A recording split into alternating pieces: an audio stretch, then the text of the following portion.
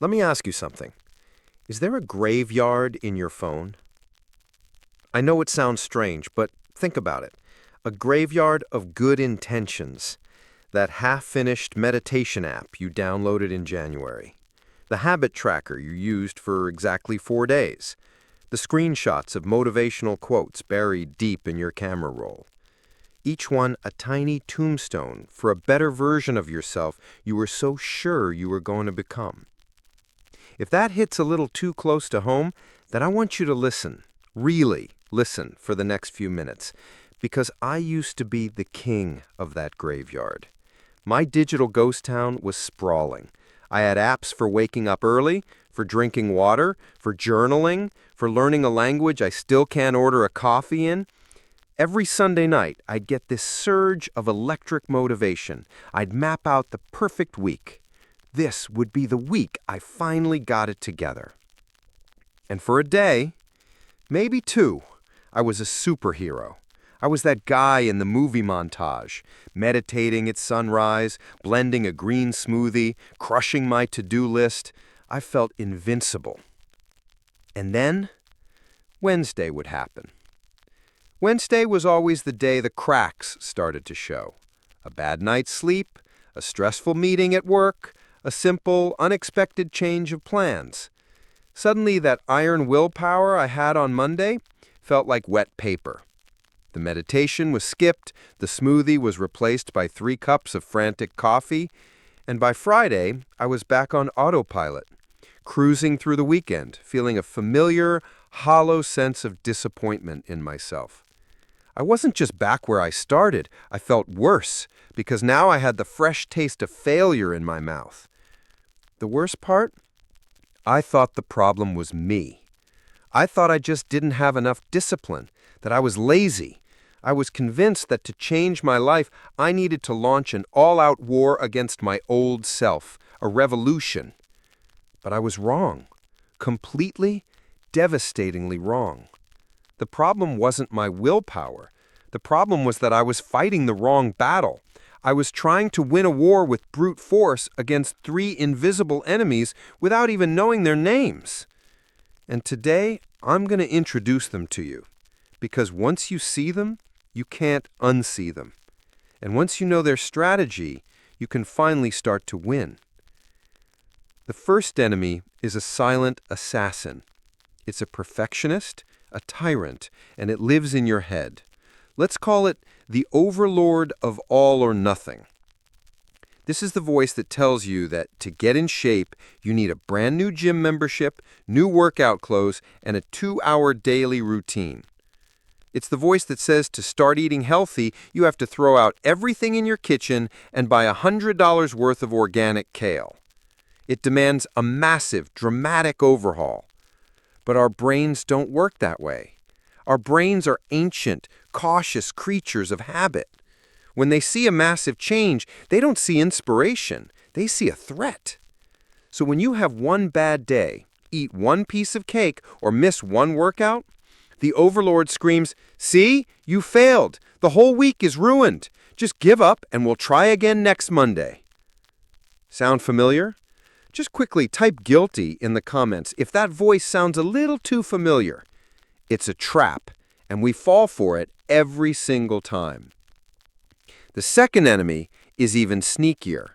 It's not in your head, it's all around you. It's the architect of your old life. Look around. Your environment is perfectly designed to keep you exactly as you are. Your phone, sitting right there on your nightstand, is the perfect tool for 30 minutes of zombie scrolling the second you wake up. The remote control on the coffee table is a silent invitation to sink into the couch instead of going for that walk. You are trying to build new habits in a house that was built for your old ones. It's like trying to swim upstream in a powerful river. You can paddle with all your might for a little while, but eventually the current will tire you out and pull you right back. You haven't failed. Your environment has succeeded. And that brings us to the third and perhaps most powerful enemy, the one that sabotages you from the inside out. I call it the reward void. Your brain is run by a very simple creature. It's like a toddler that only understands one thing. What do I get and when do I get it? It runs on dopamine. When you do something that feels good, eat sugar, get a notification, that toddler gets a little cookie of dopamine. The problem is the rewards for good habits are often delayed. Making your bed doesn't give you an instant chemical rush. The real payoff is weeks or months away. Your brain's inner toddler has no patience for that. It screams, "This is boring. Where's my cookie?" And it steers you back towards the instant gratification of your old, easy habits. So there they are. The all-or-nothing overlord, the architect of your old life, and the reward void. For years, I was a bruised and beaten warrior, returning from that impossible fight every week. The moment I truly hit bottom was when I found myself setting the same New Year's resolution for the 5th year in a row. It wasn't just disappointment anymore, it felt like despair. And in that moment, I realized the war had to stop. I had to find another way. And here's the secret that changed everything for me. The one thing all the productivity gurus seem to get wrong. They tell you to build better goals, but the truth is you don't rise to the level of your goals. You fall to the level of your systems. So I stopped trying to build a goal. I started building a system, a ridiculously simple one I call the one-brick system. Imagine building a house. The all-or-nothing overlord tells you to try and lift an entire wall by yourself. It's impossible. You'll fail and you'll give up. The one-brick system tells you to ignore the wall, ignore the house. Just focus on laying one single perfect brick. That's it. That's the entire job for the day. Here's how it works in real life and how it defeats each of the 3 enemies. First, to defeat the overlord, you use the 2-minute rule.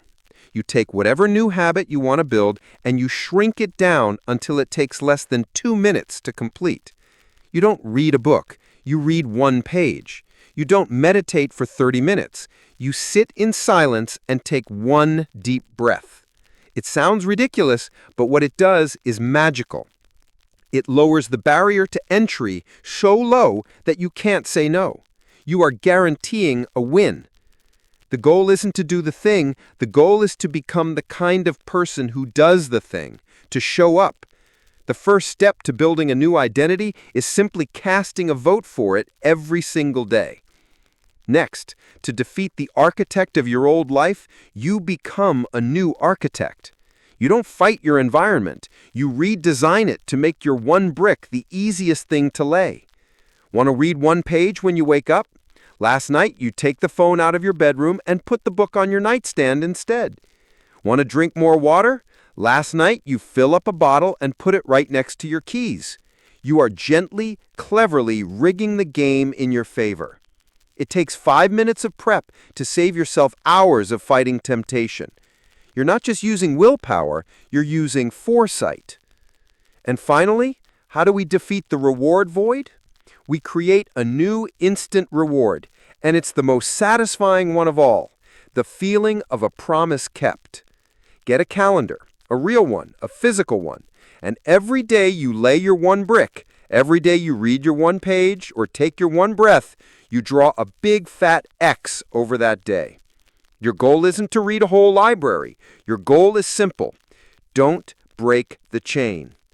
That chain of X's becomes a visual testament to your commitment. It's proof that you are who you say you are.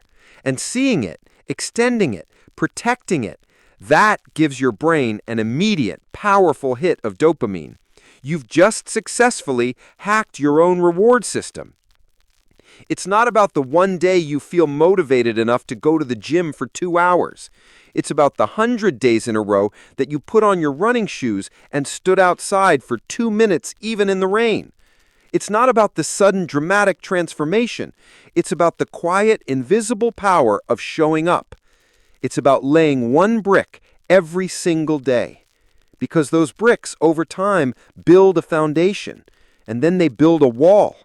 And one day you'll look back and realize, without ever planning it, you've built a whole new house, a whole new life. You don't need more motivation. You don't need more discipline. You just need a better strategy. Stop trying to be a hero. Start being an architect. Start being a bricklayer.